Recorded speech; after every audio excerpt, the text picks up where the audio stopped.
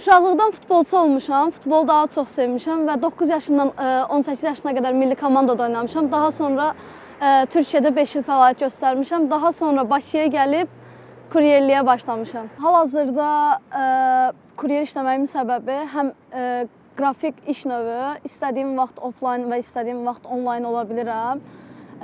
Və bu mənə həm məsuliyyət tələb eləyir, yeni insanlar tanıyıram, şəhəri tanıyıram və motosikletdə ayrıca hobbim var.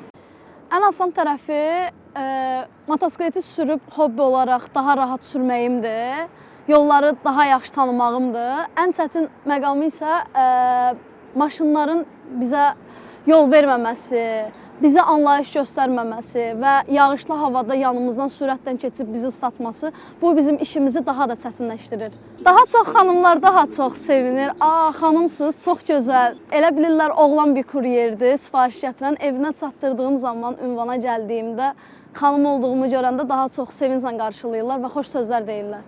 Valideynlərim motosiklet sürməyimdən biraz narahatdır. Çünki bu işin çox narahat bir qismi var.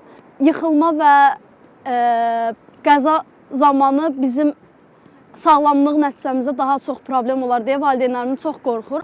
Hardasa 2 ildir ki, artıq motosikl istifadə edirəm və kuryerliyi də hardasa il yarımdır başlamışam.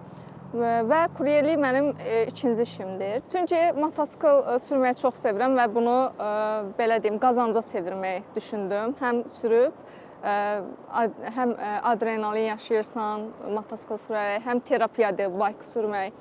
Bunu həm də qazanca çevirməyi düşündüm, ona görə kuryerlik. Xanım olduğumu bildikdə zaten yol verirlər, sağ olsunlar, hörmət edirlər. Bəzi maşınlar olur ki, məsələn, tıxacda yol vermir və məcbur biz də tıxacda qalırıq. Müştəri də gözləməli olur bu zaman. Çox təəccüblənirlər və sevinç doğurucu bir hal olur. Çünki bunu ən çox hazırda bəylər edir. Xanımlar da çox az olduğu üçün təbii ki, çox təəccüblənirlər.